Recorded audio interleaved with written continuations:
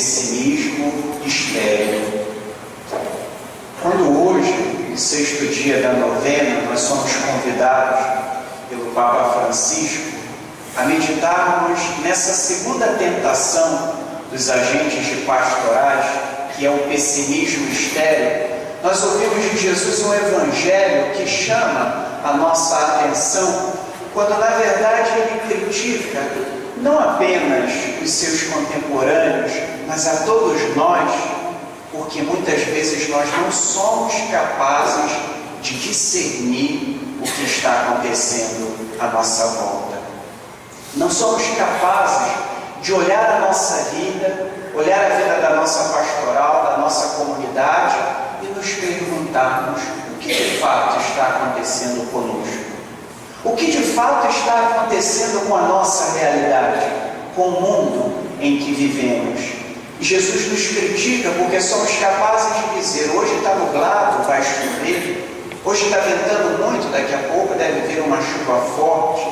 E nós não somos capazes de discernir, iluminados por Deus, o que nós estamos vivendo.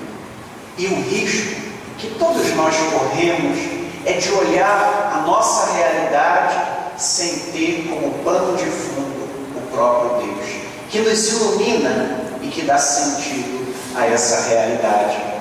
O Papa Bento XVI, quando pronunciou o seu discurso inaugural da Conferência de Aparecida, ele dizia: não é possível falarmos de realidade se não levarmos em consideração aquele que é o fundamento de toda a realidade, que é Deus. O tema da novena de hoje nos leva a pensar uma experiência que todos nós fazemos. Ou fazemos pessoalmente, de modo subjetivo, ou fazemos pela influência de outros que vivem um profundo pessimismo. E é curioso que quando nós olhamos para a nossa vida pessoal, olhamos para a vida da nossa família, olhamos para a vida da nossa pastoral, da nossa paróquia, muitos de nós nos sentimos quase como que impelidos a vivermos de modo pessimista. E corremos o risco de alimentar esse pessimismo entre nós. E o Papa Francisco começa dizendo: nada nem ninguém pode nos tirar a alegria do Evangelho. Nada nem ninguém. Nenhuma situação difícil, nenhuma pessoa boa ou má, nada nem ninguém pode arrancar de nós essa alegria que vem do Evangelho. E ele nos convida então a olharmos a nossa sociedade, olharmos o mundo, olharmos a igreja e percebermos o que de fato está acontecendo. O que Deus nos chama a observarmos na nossa realidade.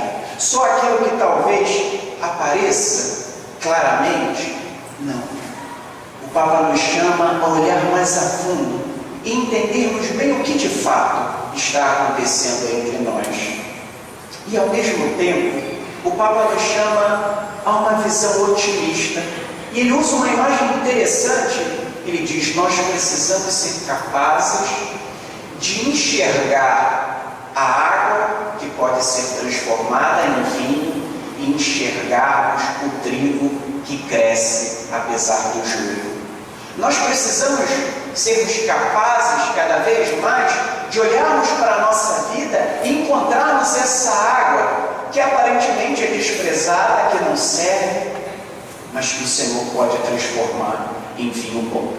É preciso que nós olhemos para a nossa família e vejamos como o joio está presente ali, mas que tenhamos a esperança e a certeza de que naquele meio o trigo também cresce. E quando nós perdemos a esperança, nós perdemos o sentido para viver. Nós perdemos o sentido para trabalhar nas nossas pastorais. Nós perdemos o horizonte no qual nós estamos caminhando.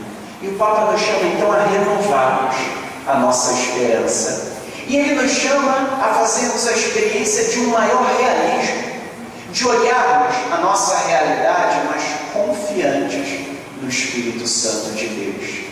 Muitas pessoas dizem assim: Eu não sou pessimista, eu sou realista.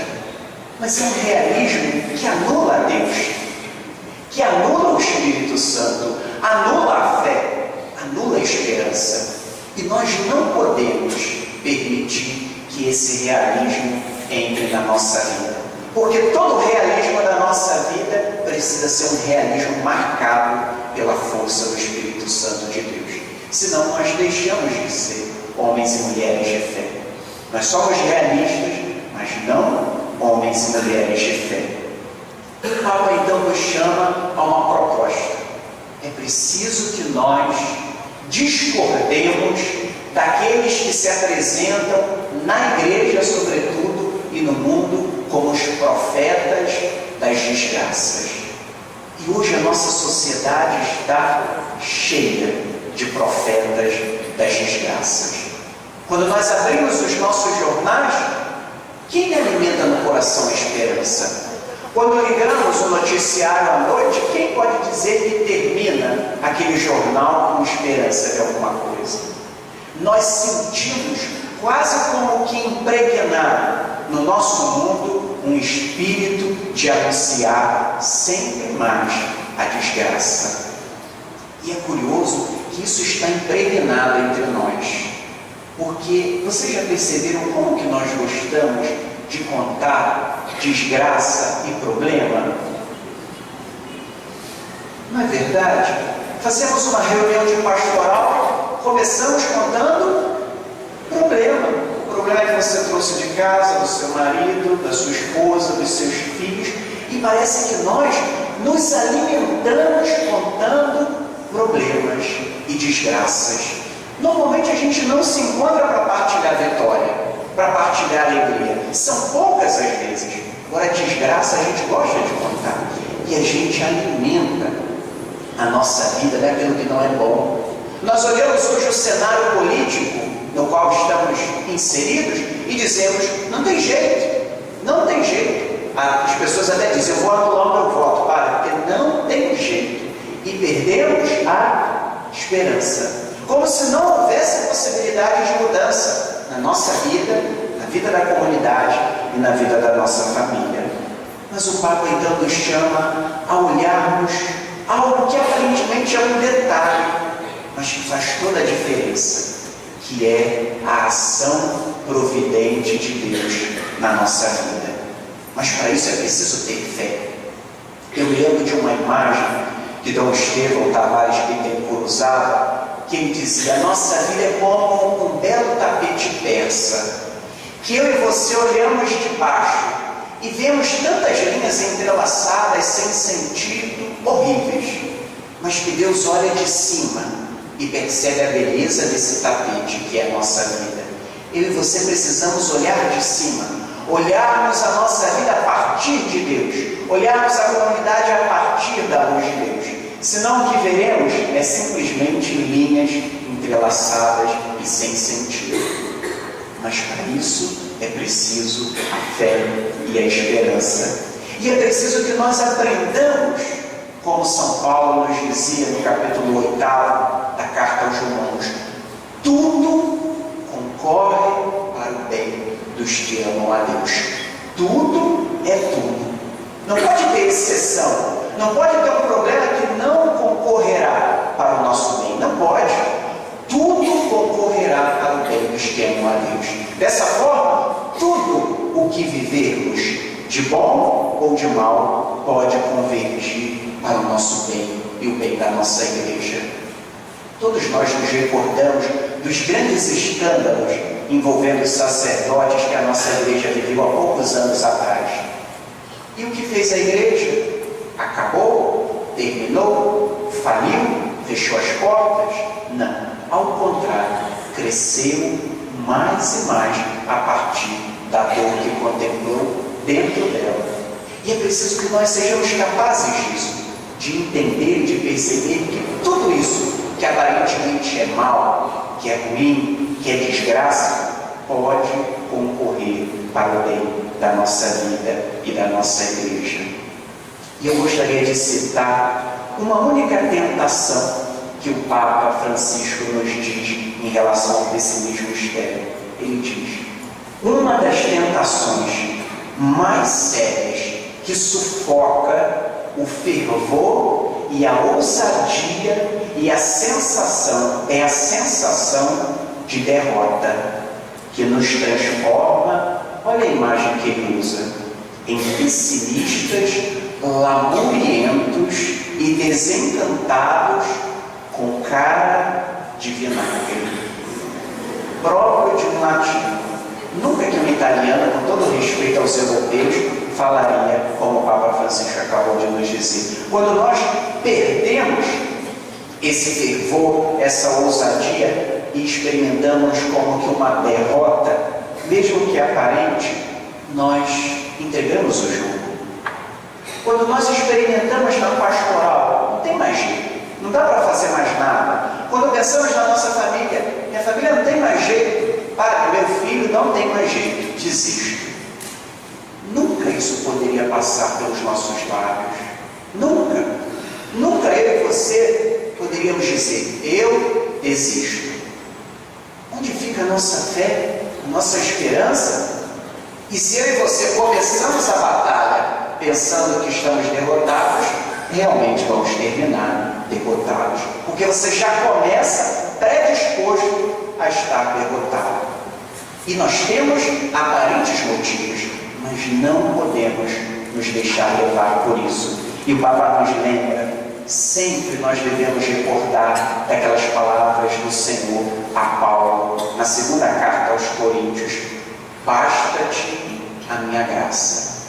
Deveríamos ouvir essa palavra diariamente do Senhor: basta-te a minha graça.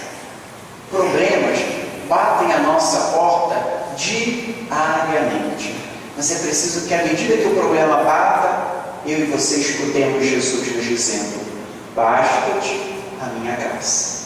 Basta-te. O que nós vamos querer mais?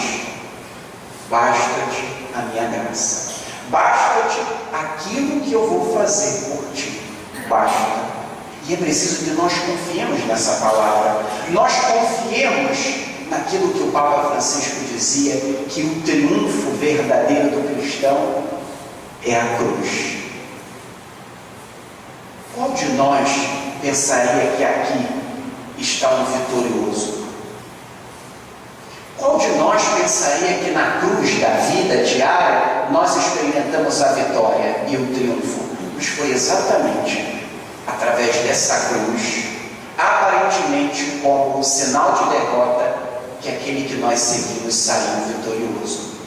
E eu e você nos tornamos capazes de olharmos as cruzes da nossa vida não como sinais de derrota, mas como sinal de vitória, onde eu e você somos capazes de sairmos vencedores graças a essa graça que Ele nos concede.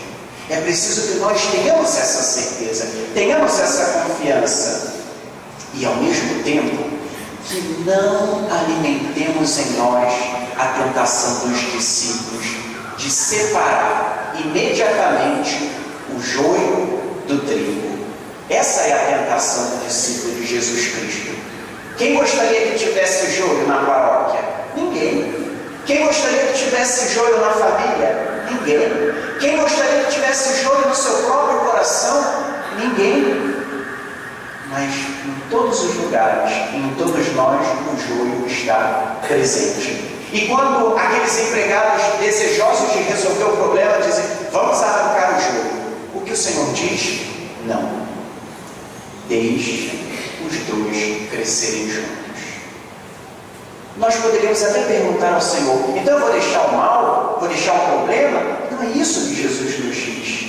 Ele nos dá a chance de fazer com que o trigo prevaleça na nossa vida. E talvez aquilo que é joio, ainda entre nós, se transforme em trigo. Talvez tantas pessoas que ainda prevalecem no joio podem se converter em grandiosos trigos para a Igreja de Jesus Cristo. Por isso não podemos alimentar essa tentação, porque o desejo é extirpar imediatamente o joio entre nós. Entramos na pastoral, parece que a gente até encontra o joio encarnado na pastoral. assim, o problema está ali. Ou então a gente diz dentro de casa assim: ela ou ele é a ovelha negra. O que dá vontade de fazer com a ovelha negra? Acabar. Mas Jesus nos chama a não fazermos isso, mas esperarmos, termos a paciência do seu discípulo de fazer com que o joio se transforme em trigo, fazer com que o trigo prevaleça em relação ao joio. Mas o Papa nos lembra que todos nós experimentamos um profundo deserto, uma verdadeira desertificação espiritual. Ele até diz: encontramos isso na nossa família e nos nossos ambientes de trabalho. Se tornam ambientes áridos. Nós até vamos trabalhar e falamos assim: eu chego a voltar cansado. Eu não posso ir na casa de tia fulana, porque quando eu volto pior do que eu fui. Porque experimentamos um ambiente árido, seco, como que se estivessem sugando as nossas energias. E o que nós vamos fazer? O Papa nos chama no deserto, é o momento de descobrir novamente a alegria do crer e o valor do essencial. É ali, naquela experiência dura, difícil da família, da nossa vida pessoal, da pastoral, que eu descubro o que é essencial na nossa vida. Que eu descubro como é bom crer em Jesus Cristo e naquilo que Ele me diz. Porque eu descubro que aquilo que eu creio dá sentido à minha vida, ilumina aquele deserto que eu estou enfrentando. E ao mesmo tempo que nós encontramos o deserto, nós encontramos no mundo de hoje inúmeros sinais da sede de Deus. O deserto que nós vivemos faz brotar homens e mulheres sedentos de Deus. Porque hoje o índice de suicídio na adolescência e na juventude é tão alto e que a gente nem ouve falar. Por quê? Porque são jovens sedentos de Deus e procuram nas drogas, no sexo, em tantas outras coisas e não se saciam, porque a sua sede é sede de Deus. Como diz o salmista: a minha alma tem sede de Deus e deseja o Deus vivo. E o que nós vamos fazer então? Qual é o caminho para nós? E o Papa Francisco cita o Papa Bento XVI dizendo: nós temos então necessidade de pessoas de fé, que indiquem com a própria vida o caminho da terra prometida, mantendo assim viva a chama da esperança.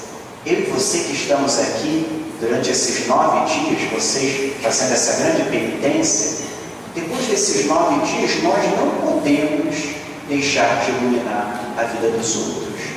Não podemos passar na vida do outro sem ser um sinal claro dessa esperança e dessa fé. Eu e você precisamos ser capazes cada vez mais de fazer aquilo que o Papa Bento XVI dizia no ano da fé: partilhar a chama da nossa fé. E assim nós vamos acendendo tantas velas apagadas no meio do mundo. E não pensemos que ao partilharmos a nossa chama, ela se diminui, mas como dizia o Papa Bento, na verdade, ela aumenta e se desenvolve. O Papa Francisco então termina nos convidando a todos nós nos tornarmos pessoas cântaros que dão de beber aos outros. Eu e você precisamos saciar a sede de tantas pessoas sedentas de Deus que encontramos ao longo da nossa vida. Mas o Papa constata uma coisa: ser cântaro muitas vezes é pesado, muitas vezes é difícil, muitas vezes é desafiador, mas ele nos chama a olhar para a cruz e pensar que aquele cântaro pesado que foi a cruz, Jesus transformou numa fonte de água viva que jorra para a vida eterna. Quando o cântaro da nossa vida for uma cruz pesada, não nos esqueçamos que esse cântaro mesmo sendo uma cruz, pode e deve brotar a água viva da esperança na vida dos nossos irmãos e irmãs. Acolhemos hoje e acolhemos sempre o convite do Papa Francisco. Não deixemos que nos roubem a esperança. A mesma esperança que Paulo dizia no capítulo 5 da carta aos Romanos. A esperança não decepciona, porque o amor de Deus foi derramado sobre os nossos corações graças ao Espírito que nos foi dado. Não deixemos que nos roubem a esperança. Nada nem ninguém pode nos tirar a alegria do Evangelho. E por isso Paulo hoje nos dizia, na primeira leitura, e eu gostaria de terminar exatamente com as suas palavras: eu, prisioneiro no Senhor, vos exorto a caminhardes de acordo com a vocação que recebestes, com toda a humildade e mansidão. Suportai-vos uns aos outros. Há um só corpo e um só Espírito, como também é uma só a esperança a qual fostes chamados. Não ao pessimismo externo,